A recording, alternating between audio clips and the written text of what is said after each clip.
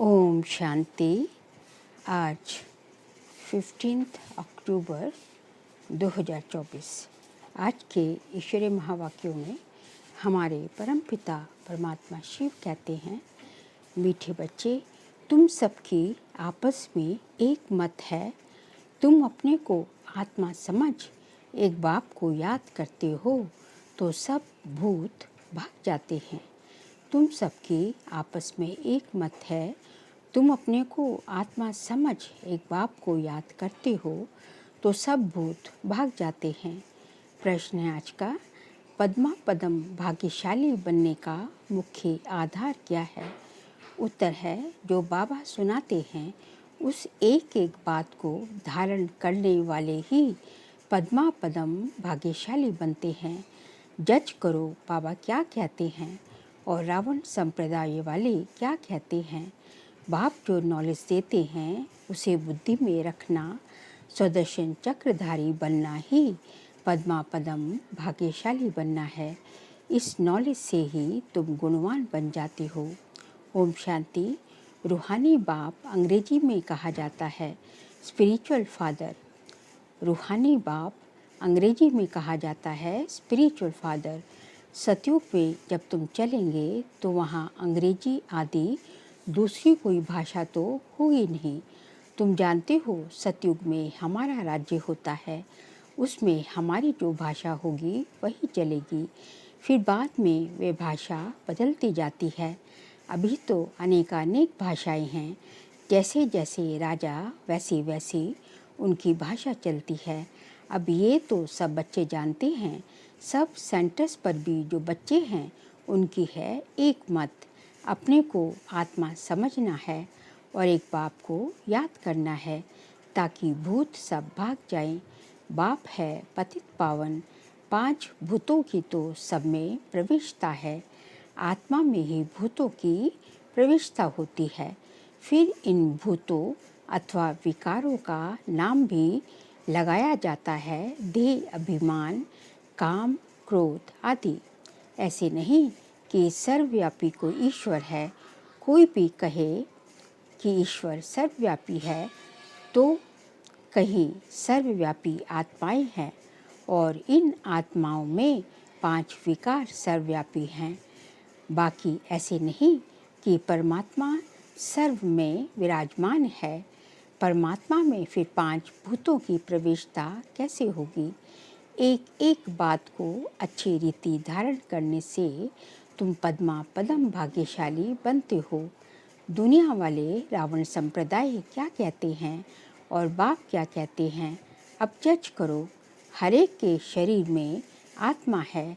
उस आत्मा में 5 विकार प्रवेश हैं। शरीर में नहीं, आत्मा में 5 विकार अथवा भूत प्रवेश होते हैं। सतयुग में ये 5 भूत नहीं हैं। नाम ही है डीटी वर्ल्ड। ये है डेविल वर्ल्ड। डेविल कहा जाता है असुर को। कितना दिन और रात का फर्क है। अभी तुम चेंज होते हो। वहाँ तुम्हारे में कोई भी विकार, कोई अवगुण नहीं रहता। तुम्हारे में संपूर्ण गुण होते हैं। तुम 16 कला संपूर्ण बनते हो। पहले थे फिर नीचे उतरते हो। इस चक्र का अभी मालूम पड़ा है। 84 का चक्र कैसे फिरता है। हम आत्मा को 100 का दर्शन हुआ है, अर्थात इस चक्र का नॉलेज हुआ है।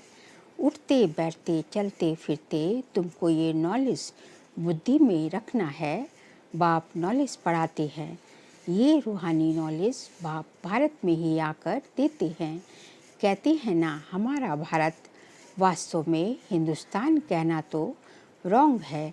तुम जानते हो भारत जब स्वर्ग था तो सिर्फ हमारा ही राज्य था और कोई धर्म नहीं था। न्यू वर्ल्ड थी। नई दिल्ली कहते थे ना। दिल्ली का नाम असल दिल्ली नहीं था, परिस्तान कहते थे। अभी तो नई दिल्ली और पुरानी दिल्ली कहते हैं।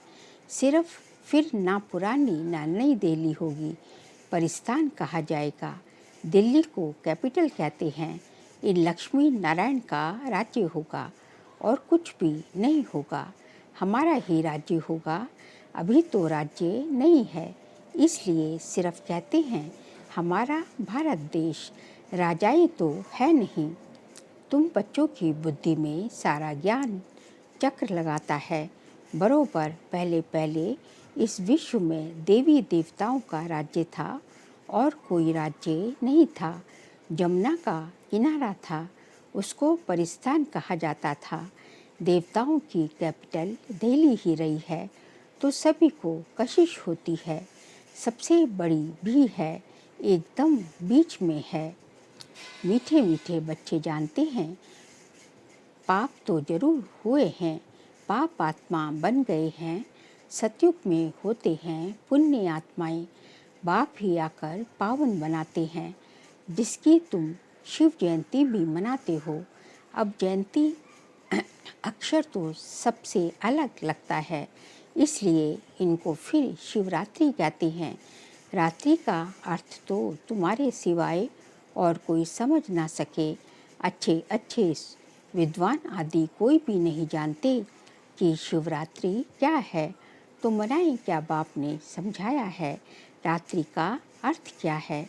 ये जो 5 विकार, ये तो 5000 वर्ष का चक्र है, उसमें सुख और दुख का खेल है। सुख को कहा जाता है दिन, दुख को कहा जाता है रात। तो दिन और रात के बीच में आता है संगम। आधा कल्प है सोजरा, आधा कल्प है अंधियारा। भक्ति में तो बहुत तीख तीख चलती है। यहाँ है सेकंड की बात, बिल्कुल इजी है सहज योग। तुमको पहले जाना है मुक्ति धाम, फिर जीवन मुक्ति और जीवन बंध में कितना समय रहे हो ये तो तुम बच्चों को याद है, फिर भी घड़ी घड़ी भूल जाते हो। बाबा समझाते हैं योग अक्षर है ठीक, परंतु उन्हों का है जिस्मानी योग, ये है आत्माओं का परमात्मा के साथ योग। सन्यासी लोग अनेक प्रकार के हठ योग आदि सिखाते हैं, तो मनुष्य पूछते हैं तुम बच्चों का बाप भी है तो टीचर भी है, तो उनमें योग लगाना पड़े ना, उनसे योग लगाना पड़े। टीचर से पढ़ना होता है। बच्चा जन्म लेता है तो पहले बाप से योग होता है, फिर 5 वर्ष के बाद टीचर से योग लगाना पड़ता है, फिर वानप्रस्थ अवस्था में गुरु से योग लगाना पड़ता है। 3 मुख्य याद रहते हैं, वह तो अलग अलग होते हैं। यहाँ ये एक ही बार बाप आकर बाप भी बनते हैं, टीचर भी बनते हैं। वंडरफुल है ना? ऐसे बाप को तो ज़रूर याद करना चाहिए। जन्म जन्मांतर 3 को अलग अलग याद करते आए हो। सतयुग में भी बाप से योग होता है, फिर टीचर से होता है। पढ़ने तो जाते हैं ना, बाकी गुरु की वहाँ दरकार नहीं रहती, क्योंकि सब सदगति में हैं। ये सब बातें याद करने में क्या तकलीफ़ है, बिल्कुल सहज है।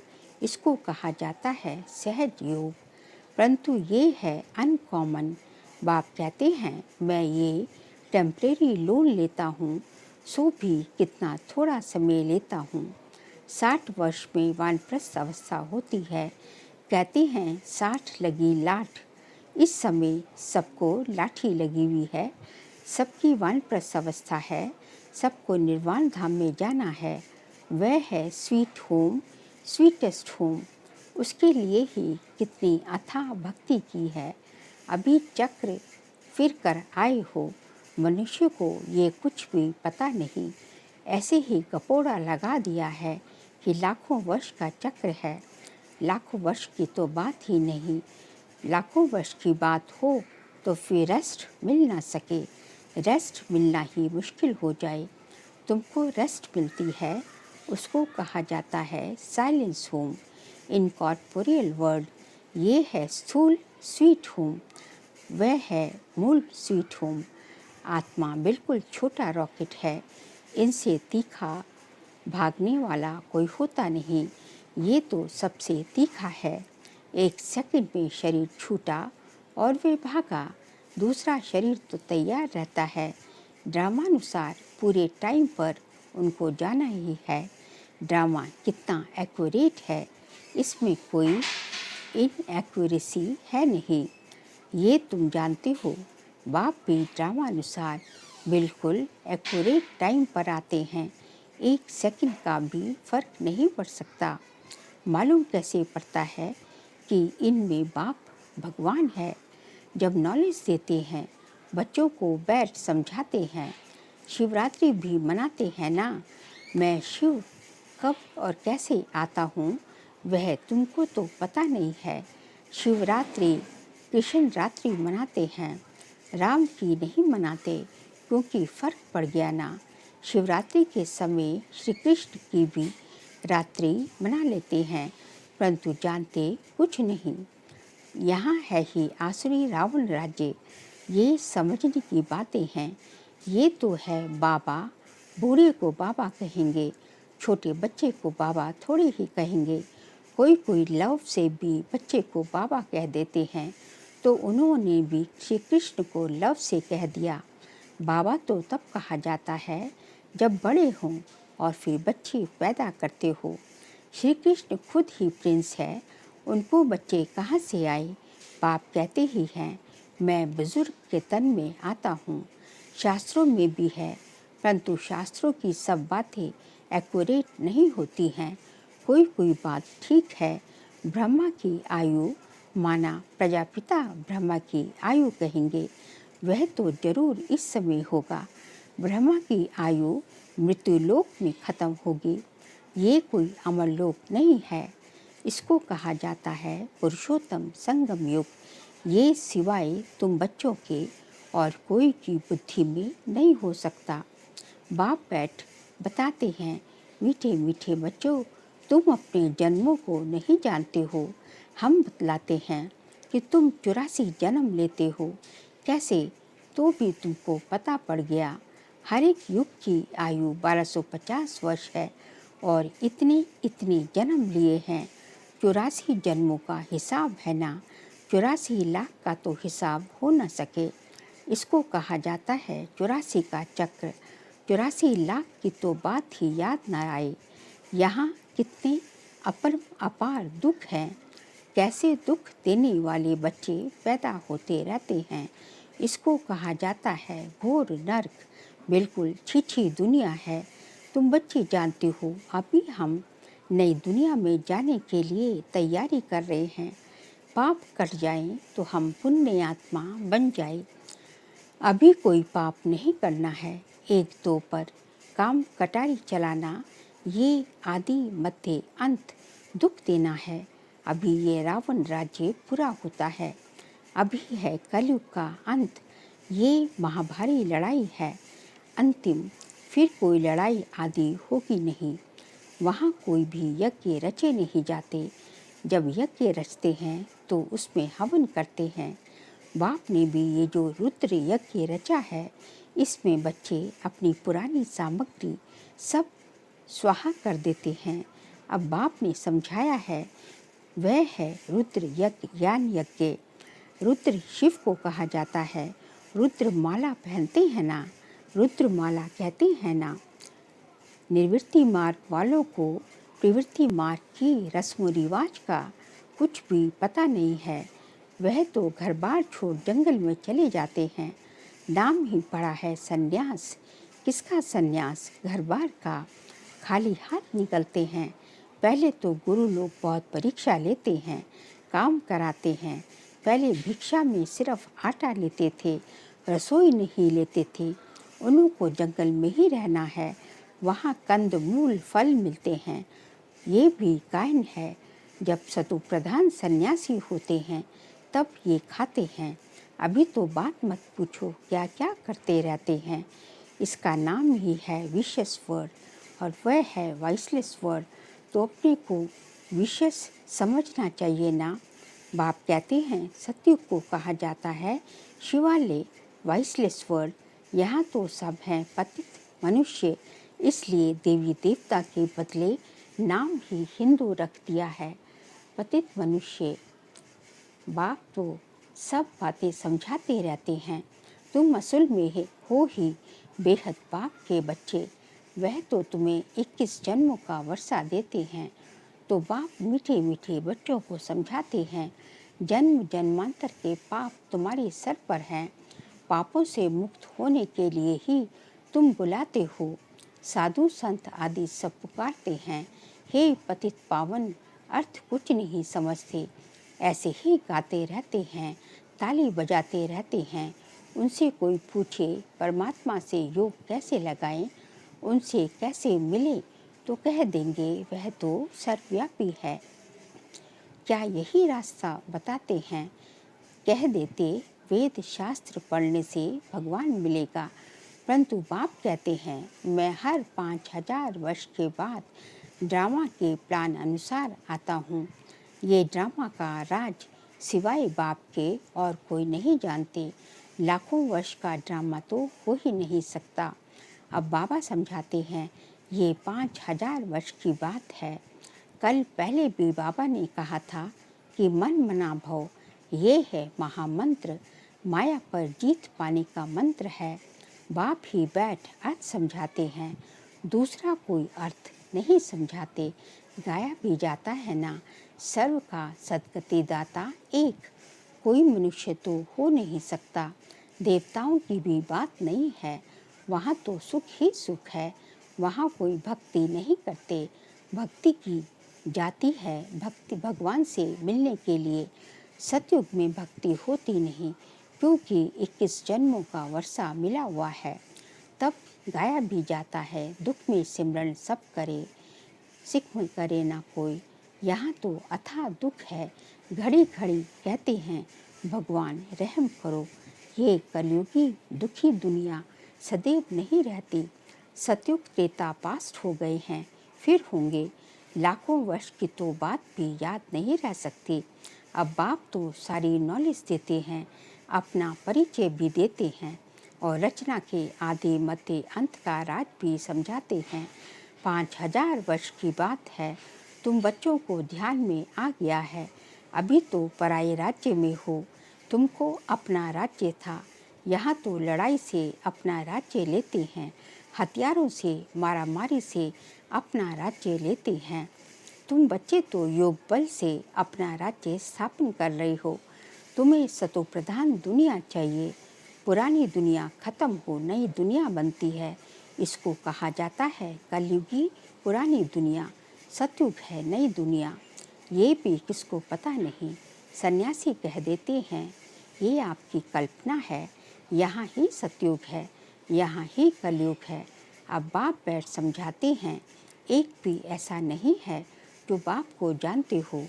अगर कोई जानता होता तो परिचय देता। सतयुग त्रेता क्या चीज़ है, किसको समझ में थोड़े ही आता है। तुम बच्चों को बाप अच्छी रीति समझाते रहते हैं। बाप ही सब कुछ जानते हैं, जानी जाननहार है, अर्थात नॉलेजफुल है। मनुष्य सृष्टि का बीज रूप है, ज्ञान का सागर, सुख का सागर है। उनसे ही हमको वर्षा मिलना है। बाप नॉलेज में आप समान बनाते हैं। अच्छा, मीठे मीठे सिखिल दे बच्चों प्रति माता पिता बाप दादा का याद प्यार और गुड मॉर्निंग। रूहानी बाप की रूहानी बच्चों को नमस्ते। हम रूहानी बच्चों की रूहानी बाप दादा को नमस्ते नमस्ते नमस्ते। सार के लिए पॉइंट्स हैं, ये पापों से मुक्त होने का समय है, इसलिए अभी कोई पाप नहीं करना है। पुरानी सब सामग्री इस रुद्र यज्ञ में स्वाहा करनी है। सेकंड पॉइंट, अभी वानप्रस्थ अवस्था है, इसलिए बाप टीचर के साथ साथ सतगुरु को भी याद करना है। स्वीट होम में जाने के लिए आत्मा को सतो प्रधान बनाना है। आज का बाबा का वरदान है, अपनी सूक्ष्म कमजोरियों को चिंतन करके परिवर्तन करने वाले स्वचिंतक भव। अपनी सूक्ष्म कमजोरियों का चिंतन करके परिवर्तन करने वाले स्वचिंतक भव। सिर्फ ज्ञान की पॉइंट्स रिपीट करना, सुनना व सुनाना ही स्वचिंतन नहीं है, लेकिन स्वचिंतन अर्थात अपनी सूक्ष्म कमजोरियों को, अपनी छोटी छोटी गलतियों को चिंतन करके मिटाना, परिवर्तन करना, यही है स्वचिंतन करना, स्वचिंतक बनना। ज्ञान का मनन तो सभी बच्चे बहुत अच्छा करते हैं, लेकिन ज्ञान को स्व के प्रति यूज कर धारणा स्वरूप बनना, स्वयं को परिवर्तन करना, इसकी ही मार्क्स फाइनल रिजल्ट में मिलती है। स्लोगन है, हर समय करन करावनहार बाबा याद रहे तो मैंपन का अभिमान नहीं आ सकता। हर समय करन करावनहार बाबा याद रहे तो मैंपन का अभिमान नहीं आ सकता। बाबा कहते हैं कि यदि जो है हर समय उस जानी जाननहार की करन करावनहार की याद रहे तो फिर जो है तुम दे अभिमान से, मैं और मेरा से जो है मुक्त हो जाओगे, क्योंकि हमेशा ये स्मृति है कि कराने वाला जो है वो सर्वशक्तिमान परमपिता परमात्मा है। हम तो करावनहार आत्मा है, करनहार आत्मा तो वो है। हम तो करनहार आत्मा है, करावनहार आत्मा तो वो परमपिता परमात्मा है। तो जब हमेशा ये स्मृति रहेगी तो किसी चीज़ का मैंपन का अभिमान नहीं आ सकता। अच्छा, ओम शांति।